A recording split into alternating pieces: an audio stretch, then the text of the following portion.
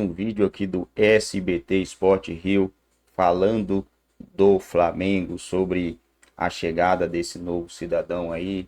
A gente torce para que tudo se encaixe, tudo dê certo, para que o Flamengo consiga desempenhar um futebol do jeito que o Flamengo estava desempenhando, cara. O futebol do Flamengo, depois que Felipe Luiz assumiu o comando do Flamengo, cara, futebol lindo, futebol de campeão. O Flamengo jogando futebol daquele ali, com o elenco grande que tem, ele arrasta 2 campeonatos aí tranquilamente. Tranquilamente é o modo de falar, mas dá para ganhar 2 campeonatos com o futebol que o Flamengo vinha desempenhando nos últimos jogos no comando do Felipe Luiz. Só não pode mudar muita coisa aí, né? Aprimorar, beleza, mas mudar eu acho que não. Felipe Luiz e a chegada de José Boto. Vamos ver. O evento aconteceu no Salão Nobre da Gávea, onde teve a cerimônia de passagem de bastão com a presença do ex-presidente Rodolfo Landim. O mandato de BAP começará no dia 1º de janeiro de 2025, com término em 31 de dezembro de 2027. Algumas personalidades rubro-negras também estiveram por lá. Antes da posse, BAP fez uma coletiva onde falou sobre os projetos para o Flamengo. Ele confirmou que o português José Boto será o novo diretor técnico do clube, além de manter o treinador campeão da Copa do Brasil no comando do time. Nós chegamos no nome do Felipe, não é só porque ele está no clube, pelo desempenho que ele teve, que foi muito bom, mas nós conversamos com outros técnicos também. Esse era o processo. Nós conversamos com outros diretores técnicos. Foram várias conversas com várias pessoas. E alguns que jamais foram citados na mídia, né? Então acho que o processo foi bem conduzido até agora e eu tenho certeza que o Flamengo vai estar em ótimas mãos. Boto chega ao Rio no dia 28 de dezembro para fazer parte do clube. Ele é um cara muito experiente, já trabalhou com divisões de base, trabalhou com scout. Então o que mais me encanta nele é que ele sabe o que e o como fazer. Muitas vezes você lida com uma pessoa que tem uma visão estratégica, mas ela não é tão boa do ponto de vista operacional, né? E vice-versa. Às vezes o cara é ótimo operacional, mas não tem nenhuma visão estratégica. Eu gosto do Boto porque ele combina as duas coisas. BAP elegeu 14 vice-presidentes para o Flamengo. Diante das confirmações de cargos, a expectativa é de que o rubro-negro comece a se movimentar no mercado de transferências. E que para o rubro-negro espera que tenha boas notícias em 2025.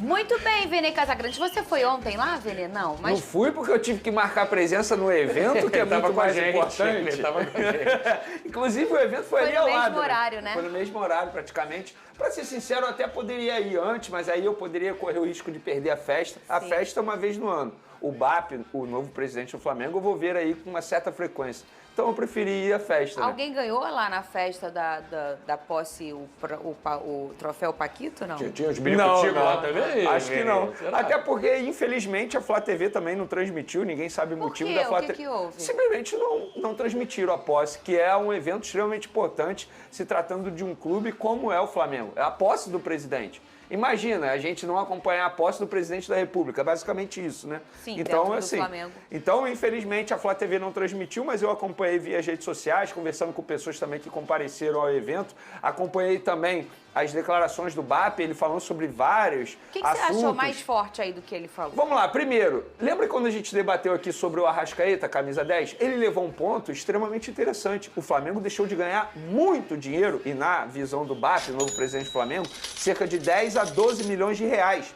Por conta desse anúncio mequetrefe, que é assim que eu vou classificar o anúncio do Landim dando a camisa 10 para o Arrascaeta, ele levando em consideração a parte financeira, porque de fato, se você fizesse um evento organizado, planejado, o Flamengo poderia ganhar um dinheiro com isso, venda de camisa, se organizar com a Adidas, fazer um evento melhor. Ele também negou a possibilidade de contratação do Roger Guedes e do Richarlison, 2 nomes que a gente já havia dito aqui que o Flamengo não estava de olho. Falou também sobre o terreno do estádio próprio do Flamengo, falou que vai conversar com a prefeitura para tentar melhorar as datas previstas, tendo em vista que aquilo que o Landim acabou prometendo vai ser difícil o Flamengo cumprir. E sobre os nomes que ele anunciou ali para fazer parte da gestão, e lembrando, hoje eles são vice-presidentes porque o Flamengo ainda não pode mudar o estatuto, isso depende da aprovação do Conselho Deliberativo.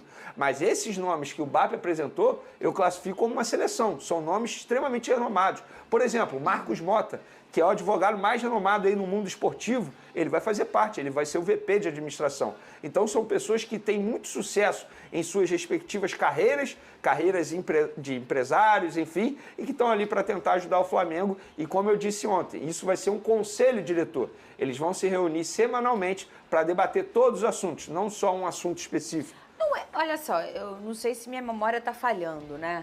2013 até 2016, não era assim com o Eduardo Bandeira de Mello? Sobre o quê? Vice-presidente? Tudo Não. se reunia para escolher, se Então, reunia. Não tinha uma coisa dessa? Ou eu tô O conselho, confundindo? eles se reúnem sim, mas, Não por tá- exemplo, isso é do Flamengo, É, então. do Flamengo. Toda Perfeito. segunda-feira tinha reunião Não com era? o Eduardo Bandeira de Mello. Só que você, quando você é VP de futebol, você vai tomar as decisões juntamente com o presidente, obviamente, com o diretor executivo. E o Flavinho, como se ele fosse, vou dar um exemplo aqui, VP financeiro, é ele que vai decidir sobre as partes de finanças, o que o Flamengo deve fazer, como deve agir. Nesse caso, o que o BAP pretende fazer é todo mundo se reunir e decidir junto sobre um determinado assunto, entende?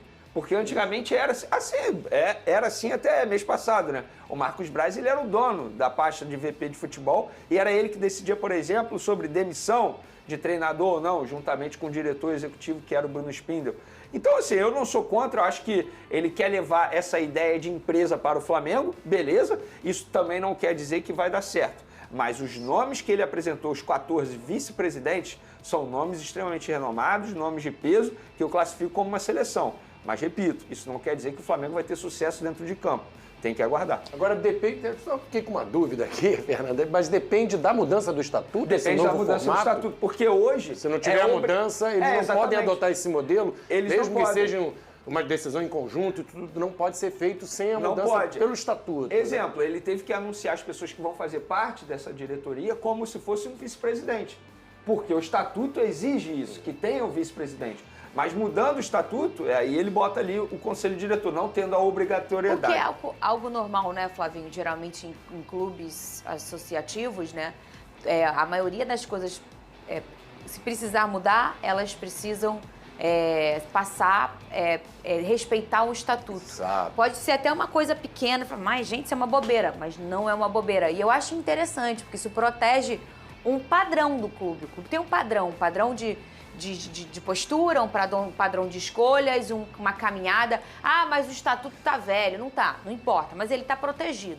E aí, se tem a possibilidade de mudar para avançar, que se converse, que se mude. Mas eu acho sempre importante ter o estatuto para proteger isso. Muita gente não sabe, mas quando você transforma em SAF, que, gente, entenda, o Vene fala de empresa, de um olhar profissional, não tem nada a ver SAF com o Flamengo. Até porque não o BAP é isso. totalmente contra o SAF, o Não Flamengo é se isso. torna SAF. É só uma questão de postura, escolhas e, enfim, como o Vene está falando. Você até para um clube SAF tem coisas que você não pode mudar, porque está ali no contrato. Escudo, depende de cada clube, tá, gente? No Botafogo, por exemplo, o escudo, algumas coisas você não pode mudar, porque está no estatuto e precisa ser respeitado, para proteger mesmo o clube. Senão, viram porque uma marca sem... essa diretoria, né, são triênios. Imagina um cara chega, vai ficar 3 anos, eu vou mudar a camisa do Flamengo, as cores da camisa. 3 anos depois vem um outro com outra ideia e muda tudo de novo. Então tudo tem um conselho, tem que ser passado, tem que ser feita uma mudança no estatuto para também não virar aquela bagunça de cada um que chegar a cada 3 anos, cada mudança, transformar o clube em regras que já vêm históricas, né? O que eu vejo no Flamengo, assim, a impressão que eu tenho é uma evolução nos bastidores que começou lá com o Eduardo Bandeira de Mello e vem progredindo, e vem crescendo, e vem melhorando. A gente vê, como o Vene falou, essa seleção aí que o Flamengo montou, tem tudo para dar certo, só um desastre que vai fazer o Flamengo deixar de ser uma grande potência. Eu acho que a tendência é melhorar. Às vezes os resultados, a gente fala, pô, mas 2019 foi melhor. Mas o clube, a estrutura e o modelo e as diretorias vêm evoluindo desde 2013. Muito bem, olha aí, põe na tela. A nossa enquete de hoje, Vene Casagrande, ontem foi a festa do SBT, né? Nós curtimos bastante. Nossa, Enquete do SBT, festa da firma, é pra atolar o pé na jaca? Participa, vota, o Twitter tá na... Bom, galera do Mengão, é isso aí, rapaziada. Futebol já volta já logo agora em janeiro, né? Vamos até dar uma olhada aqui Quando volta o futebol brasileiro? Deixa eu ver. Quando que o Flamengo joga, né? O Flamengo terminou o Campeonato Brasileiro na 3ª colocação, né? Não era esperado tudo isso do Flamengo e de repente o Flamengo conseguiu ficar numa colocação bem legal. Vamos ver aqui, peraí, resultados para a gente ver aonde o Flamengo vacilou feio. Perdeu para o Fluminense 2-0, ali já era o Felipe Luiz. Perdeu para o Grêmio que estava uma draga, né? Empatou com o Vasco, vamos lá. Fluminense, Vasco, Grêmio 3, 6 pontos, 7, 8, 9, 8. Espera aí, 6, 7, 8 na verdade. 8 pontos, perdeu para o Corinthians. Botafogo é aceitável. E o São Paulo não é aceitável, né? Isso é os que eu tô vendo aqui, né? Tem muito mais jogos para trás aí. Só isso daí. Vamos pegar 8 pontos aqui. 8, a gente pegar uns pontos bobos que o Flamengo perdeu aí ao longo do Campeonato Brasileiro. Que era jogos que você falava assim, pô, vencíveis, né, cara? O Flamengo até poderia ter sido campeão brasileiro. Mas o Botafogo mereceu, né? Foi o time que mais desempenhou, foi o time que mais conseguiu jogar uma bolinha. Mereceu ser campeão brasileiro. E a primeira coisa que eles lembraram quando foram campeão brasileiro foram de falar chupa Flamengo. Pelo menos nos grupos onde eu estava. Esse cara é uma piada, né?